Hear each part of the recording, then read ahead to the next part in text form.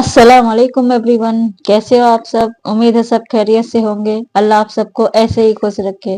Welcome to our channel. मैं हूं नगमा खान और आज का वीडियो बड़ा ही इमोशनल वीडियो है क्योंकि आज हमारे नबी करीम सल्लल्लाहु अलैहि वसल्लम की इनकी बेटी की लव स्टोरी के बारे में जानेंगे। हंसी टीवी का वीडियो है, बड़ा ही इमोशनल वीडियो है। पूरा देखना मेरे साथ। इस वीडियो में बहुत कुछ जानने और सीखने जरूर मिलेगा।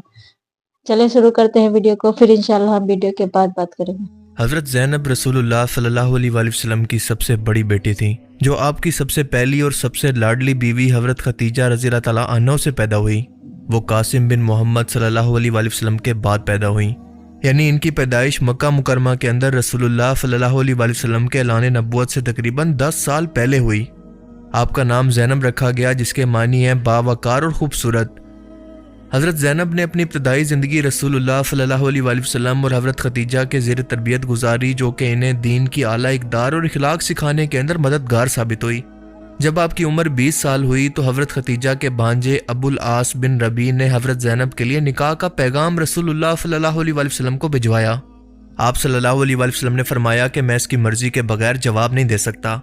और इसके बाद हज़रत ज़ैनब के पास जाकर फरमाया कि तुम्हारे खाला के बेटे ने तुम्हारा हाथ मांगा है, क्या तुम इस बात पर राजी हो?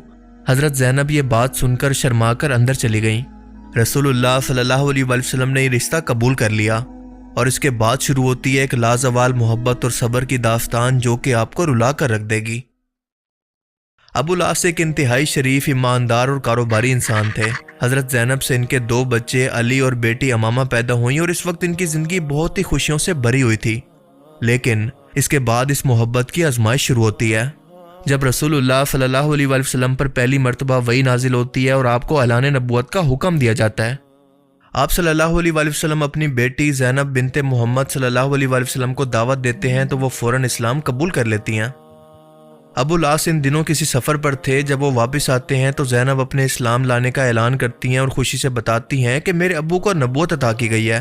अबुल आस ये सुनकर उठकर नाराज़ होकर बाहर चले जाते हैं तो ज़ैनब पीछे जाकर इनको मनाती हैं और इस्लाम की दावत देती हैं, मगर वो इस दावत को ठुकरा देते हैं। अब इन दोनों की मोहब्बत के अंदर अकीदे का मसला पैदा हो चुका था। ज़ैनब कहने लगी कि मैं अपने अब्बू को झुटला नहीं सकती, इन्होंने कभी भी ज़िंदगी के अंदर झूठ नहीं बोला, वो सादिक और अमीन है।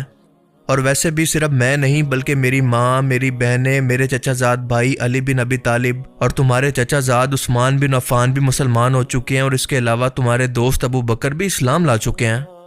अबुल आस ने यह सुनकर जवाब दिया कि मैं नहीं चाहता कि लोग कहें कि इसने अपनी कौम को छोड़ दिया और अपने आबा और दाद को झूठा कह दिया है, और मैं तुम्हारे वालिद को भी बुरा भला नहीं कह सकता।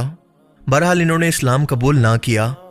वक्त गुजरता गया, यहाँ तक कि इसके बाद रसूलुल्लाह सल्लल्लाहु अलैहि वसल्लम को नबूवत के 13वें साल जब मक्का से मदीना अपने साथियों के साथ हिजरत का हुक्म दिया जाता है, हज़रत ज़ैनब रसूलुल्लाह सल्लल्लाहु अलैहि वसल्लम के पास आकर पूछती हैं कि क्या मैं अपने शोहर और बच्चों के साथ मक्का में रुक सकती हूँ?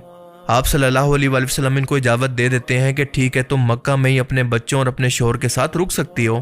और इसके सिर्फ 1 साल के बाद यानी 2 हिजरी के अंदर कुफ्र और इस्लाम के दरमियान पहली जंग यानी जंग बदर का वक्त आता है। इस जंग के अंदर अबुल आस कुरैश मक्का के साथ अपने ससुर के खिलाफ लड़ने के लिए शामिल होते हैं।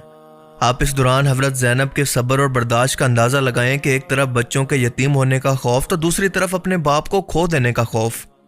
मगर अल्लाह की करनी ऐसी हुई कि जंग बदर के अंदर कुरैश मक्का की शिकस्त के बाद जिन लोगों को कैदी बना दिया गया, इन लोगों के अंदर अबुल आस भी शामिल थे। कैदियों को फिदिया देकर या फिर पढ़े लिखे शख्स का 10 मुसलमानों को पढ़ाने पर आज़ादी दी जा रही थी। और हज़रत ज़ैनब को जब ये खबर हुई तो इनके पास फिदिया देने के लिए कोई कीमती चीज़ मौजूद नहीं थी सिवाय एक चीज़ के, इनकी वालदा हज़रत खतीजा का दिया हुआ एक कीमती हार, एक नेकलेस। इन्होंने फ़ौरन वो उतार कर अबुल आस के भाई को रवाना किया कि मेरे शोहर का फदिया देकर इनको छुड़वा कर वापस ले आओ। जब कैदियों का फदिया देकर इनको छोड़ा जा रहा था तो इसी दौरान एक हार पर रसूलुल्लाह सल्लल्लाहु अलैहि वसल्लम की नज़र पड़ी और आप फौरन इसको पहचान कर ज़ारो कतार रोने लगे। आपने फरमाया कि यह हार मेरी बीवी खतीजा का है, और फिर खड़े होकर फरमाया कि मुसलमानों, ये शख्स बुरा दामाद नहीं है, क्या तुम मुझे इस बात की इजाज़त देते हो कि यह हार इसको वापस करके बिना फदिये के आज़ाद कर दूं? सब ने जवाब दिया कि हाँ अल्लाह के रसूल, हम सबको इस पर कोई इतराज़ नहीं। आप सल्लल्लाहु अलैहि वसल्लम ने यह हार अबुल आस को पकड़ाया और फरमाया कि खतीजा का यह हार ज़ैनब को वापस कर देना, और क्या मैं तन्हाई में तुमसे कुछ बात कर सकता हूँ? تنہائی میں جا کر فرمایا کہ ابو العاص، اللہ نے مجھے کافر شوہر اور مسلمان بیوی کے درمیان جدائی کروانے کا حکم دیا ہے، اسی لیے میری بیٹی کو میرے حوالے کر دو۔ ابو العاص نے یہ سن کر جواب دیا کہ ٹھیک ہے، جیسا آپ کہیں۔ جب یہ مکہ پہنچے تو حضرت زینب اپنے شوہر کے استقبال کے لیے مکہ کے داخلی دروازے پر کھڑی تھی۔ ابو العاص پر نظر پڑی تو سب سے پہلے ان کو دیکھتے ہی انہوں نے زینب سے کہا کہ آپ جا رہی ہو؟ زینب نے پوچھا کہ کیوں، کہاں؟ ابو العاص نے کہا کہ میری اور تمہاری جدائی کے لیے اپنے باپ کے پاس واپس چلی جاؤ۔ حضرت زینب نے کہا کہ آپ میرے ساتھ نہیں چلو گے؟ کیا اسلام قبول نہیں کرو گے؟ ابو العاص نے جواب دیا کہ نہیں۔ لہٰذا حضرت زینب اپنے بچوں کو لے کر مدینہ روانہ ہوتی ہیں، لیکن راستے کے اندر جب کفار مکہ کو اس کی خبر ہوتی ہے تو ان کی سواری پر ان کو نیزے سے حملہ کر کے ایک پتھر پر گرا کر ان کو زخمی کر دیا جاتا ہے، اور اس کے بعد یہ واپس آ جاتی ہیں۔ لیکن کچھ دن کے بعد دوبارہ حضرت زید بن حارثہ اور باقی صحابہ کرام نے انہیں رسول اللہ صلی اللہ علیہ وسلم کے پاس حفاظت سے پہنچا دیا۔ کئی رشتے آئے لیکن زینب نے کوئی رشتہ قبول نہیں کیا، کیونکہ ان کو ہمیشہ یہ امید لگی رہی کہ شاید ان کا شوہر اسلام قبول کر لے۔ اور دوسری طرف ابو العاص پر بھی قریش مکہ نے دباؤ ڈالا کہ محمد صلی اللہ علیہ وسلم کی بیٹی کو طلاق دو، اور جس عورت سے کہو گے ہم تمہاری شادی کرا دیں گے۔ تو ابو العاص جو کہ اس وقت تک مسلمان بھی نہیں ہوئے تھے، انہوں نے ہمیشہ جواب دیا کہ نہیں، کوئی عورت زینب کے برابر نہیں ہو سکتی۔ 6 سال کے بعد ابو العاص ایک قافلے کے ساتھ مکہ سے شام سفر کر رہے تھے تو راستے کے اندر رسول اللہ صلی اللہ علیہ وسلم کے صحابہ کی ایک جماعت نے ان کو گرفتار کر لیا اور اپنے ساتھ مدینہ لے آئے۔ ابو العاص نے مدینہ جاتے ہوئے زینب اور ان کے گھر کے بارے میں پوچھا تو فجر کی اذان کے وقت ان کے دروازے پر پہنچے۔ زینب نے نظر پڑتے ہی پہلا سوال کیا کہ کیا آپ نے اسلام قبول کر لیا؟ جواب ملا کہ نہیں۔ رسول اللہ صلی اللہ علیہ وسلم نے فرمایا کہ کوئی بات نہیں زینب، اپنے خالہ زاد اور علی اور امامہ کے والد کو خوش آمدید کہو۔ آپ صلی اللہ علیہ وسلم نے فجر کی نماز پڑھائی اور مسجد کے آخری حصے سے اچانک سے زینب کی آواز آئی کہ میں ابو العاص کو پناہ دیتی ہوں، یہ میرے بچوں کا باپ اور میرا خالہ زاد ہے۔ رسول اللہ نے فرمایا کہ مسلمانوں، یہ برا داماد نہیں ہے، اس نے مجھ سے جو بھی کہا سچ کہا، جو بھی وعدہ کیا پورا کیا۔ اگر تم سب اجازت دو تو کیا اس کا مال اسے واپس کر کے مکہ واپس بھیج دوں، کیونکہ یہ مجھے بہت پسند ہے، اور اگر تم لوگ انکار کرو تو یہ بھی تمہارا حق ہے۔ سب صحابہ نے ایک زبان ہو کر کہا کہ اے اللہ کے رسول، ہم آپ کو اجازت دیتے ہیں۔ رسول اللہ نے حضرت زینب سے کہا کہ ابو العاص اب صرف تمہارے بچوں کا باپ اور تمہارا خالہ زاد ہے، لیکن تمہارے لیے حلال نہیں ہے، سو یہ تمہارے قریب نہ آئے۔ اور یہ فرما کر حضرت زینب کو گھر بھیج دیا اور ابو العاص کو بھی بچوں سے ملنے کے لیے بھیج دیا۔ حضرت زینب نے ابو العاص سے سوال کیا کہ کیا ابھی تک وقت نہیں آیا کہ اس لمبی جدائی کو ختم کر کے ہم لوگ ایک ساتھ ہو جائیں؟ ابو العاص نے جواب دیا کہ نہیں۔ خیر یہ اپنا مال لے کر مکہ واپس آ گئے اور یہاں پہنچ کر سب سے کہا کہ اے لوگو، جس کا مال میرے ذمہ تھا وہ سب کچھ لے لو، اور اس کے بعد فرمایا کہ میں گواہی دیتا ہوں کہ اللہ کے سوا کوئی معبود نہیں اور محمد صلی اللہ علیہ وسلم اللہ کے رسول ہیں۔ مکہ کے اندر اس طرح سے لوگوں کے سامنے اپنے ایمان کا کھلم کھلا اعلان کرنے کے بعد یہ مدینہ روانہ ہو گئے۔ سیدھا نبی پاک صلی اللہ علیہ وسلم کے پاس گئے اور فرمایا کہ کل آپ نے مجھے پناہ دی تھی اور آج میں یہ کہنے آیا ہوں کہ آپ اللہ کے رسول ہیں اور اللہ کے سوا کوئی عبادت کے لائق نہیں۔ اور اس کے بعد سوال کیا کہ کیا اب میں زینب کے پاس جا سکتا ہوں؟ آپ صلی اللہ علیہ وسلم یہ سن کر مسکرائے اور ابو العاص کا ہاتھ پکڑ کر فرمایا کہ چلو میرے ساتھ۔ زینب کے دروازے پر پہنچے اور فرمایا کہ زینب، تمہارا خالہ زاد آیا تم سے رجوع کی اجازت چاہتا ہے۔ زینب یہ سن کر شرما کر مسکرانے لگیں۔ دونوں نے ایک لمبی جدائی کے بعد صرف 1 سال ساتھ گزارا اور اس کے بعد حضرت زینب اس دنیا سے رخصت ہو گئیں۔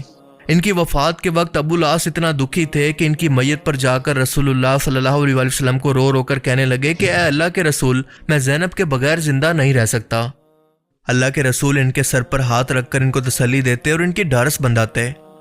حضرت زینب کی وفات کے ٹھیک 1 سال کے بعد اور کچھ روایتوں کے اندر آتا ہے کہ 4 سال کے بعد ابو العاص اسی غم کے اندر دنیا سے چلے گئے، اور یہ تمام واقعات صحیح بخاری اور سیرہ ابن ہشام کے اندر موجود ہیں۔ سن 7 نبوی کے اندر رسول پاک صلی اللہ علیہ وسلم اور آپ کے ساتھیوں کو شعب بن ابی طالب گھاٹی کے اندر قید کر دیا گیا۔ قریش مکہ نے آپ کا سوشل بائیکاٹ کر دیا اور آپ پورے 3 سال تک یہاں پر قید رہے، اور اس ٹائم کے اندر آپ نے فاقوں پر زندگی گزاری۔ ان سب مصیبتوں میں حضرت خدیجہ رضی اللہ تعالیٰ عنہ اور آپ کی سبھی اولاد بھی شریک رہی۔ حضرت زینب کو جو اس سے تکلیف پہنچی، اس کے بارے میں حضور پاک نے فرمایا کہ یہ میری سب سے اچھی بیٹی تھی جو کہ میری محبت کے اندر ستائی گئی۔ اسلام قبول کرنے سے پہلے بھی جب ابو العاص کافر تھے، اس کے باوجود بھی شعیب بن ابی طالب گھاٹی کے اندر گزرے کٹھن وقت کے اندر کسی جانور پر کھانے پینے کا سامان لاد کر وہ اس جانور کو جان بوجھ کر اس گھاٹی کی طرف ہانک دیا کرتے، اور وہ یہ سب کچھ زینب اور ان کے والد کی محبت میں کیا کرتے۔ حضرت زینب کی وفات کے بعد تبرک کے طور پر رسول پاک نے اپنا تیمن شریف ان کے کفن کے اندر ڈال دیا اور نماز جنازہ پڑھا کر خود اپنے مبارک ہاتھوں سے اپنی سب سے بڑی اور لاڈلی بیٹی کو قبر کے اندر اتارا۔ آج بھی ان کی قبر مدینہ منورہ کے اندر جنت البقیع قبرستان کے اندر موجود ہے۔ یہ تھا ہمارا ویڈیو، بڑا ہی ایموشنل ویڈیو تھا۔ ہم میں سے کتنے لوگ جانتے ہیں ہمارے نبی کی بیٹی کا نام، ان کے شوہر کا نام، انہوں نے کیا کیا کیا اپنی زندگی میں؟ ہم میں سے اکثر لوگ نہیں جانتے ہوں گے۔ ہمیں بس کسی ہیرو کا پوچھ لو تو ہم پورا ڈیٹیل میں بتا دیں گے کہ اس کی بیوی یہ ہے، وہ اس سے محبت کرتا ہے۔ ہم اپنے دین کو پڑھتے ہی نہیں ہیں، ہم ان عظیم لوگوں کے بارے میں پڑھتے ہی نہیں ہیں جنہوں نے دین کے لیے کیا کیا قربانی نہیں دی، جنہوں نے دین کے لیے ہر چیز قربان کر دی، اور ہم بس اپنی خواہشات کو نہیں ہٹا رہے۔ ہم کتنے ہی جاہل ہیں، سچ میں ہم بہت جاہل ہیں۔ آج کے وقت میں دین سیکھنا بہت آسان ہو گیا ہے، ہم تو بھی نہیں ہیں، ہم تو بھی گناہوں میں پھنسے ہوئے ہیں، ہم تو بھی اللہ کی نافرمانی کر رہے ہیں۔ اللہ ہمیں بار بار موقع دے رہے ہیں، ہمارے سامنے ہر ایک چیز لا کے ہمیں موقع دے رہے ہیں، ہمارے پاس جب تک ہماری سانس چل رہی ہے ہمیں موقع ہے، لیکن ہم نہیں لینا چاہتے اس موقع کو۔ ہم خود اپنے آپ سے پوچھیں کہ ہم دھیان دے رہے ہیں؟ ہم جس قدر اللہ کی عبادت کرنی چاہیے، جیسا یہ لوگوں کر کے گئے، ہم ان میں سے 1% بھی کر رہے ہیں؟ نہیں کر رہے ہیں۔ ہم نہیں کر سکتے ان کی طرح، لیکن کوشش تو کریں اپنے دین کو جاننے کی، اپنے دین کے لیے جن لوگوں نے قربانی دی ان کے بارے میں جاننے کی۔ کتنا کچھ نہیں جھیلا ہوگا انہوں نے، کیا کچھ نہیں چل رہا ہوگا ان کے ذہن میں۔ مطلب اپنے شوہر کو چھوڑ کے آنا کوئی آسان بات نہیں ہے۔ کیوں آئے وہ چھوڑ کے؟ دین کے لیے، اللہ کے لیے، اپنے ابو کے لیے، یعنی محمد صلی اللہ علیہ وسلم کے لیے۔ یہی ہے ہمارا دین، یہ ہمارے دین کی خوبصورتی ہے کہ ہم جب دین ہمیں سمجھ آ جاتا ہے تو ہم اپنی ہر چیز قربان کرنے کے لیے ریڈی ہو جاتے ہیں، کیونکہ وہی ہمارا ایمان ہے۔ تو آج کا یہ ویڈیو بڑا ایموشنل تھا، امید ہے آپ لوگوں کو جاننے، کچھ سیکھنے، کچھ سمجھ میں ضرور آیا ہوگا، اور اگر کچھ بھی اچھا لگا ہو تو میرے ویڈیو کو لائک اور میرے چینل کو سبسکرائب ضرور کرنا اور سپورٹ کرنا۔ ملتے ہیں ایسے ہی بہترین ویڈیو کے ساتھ، تب تک کے لیے اللہ حافظ۔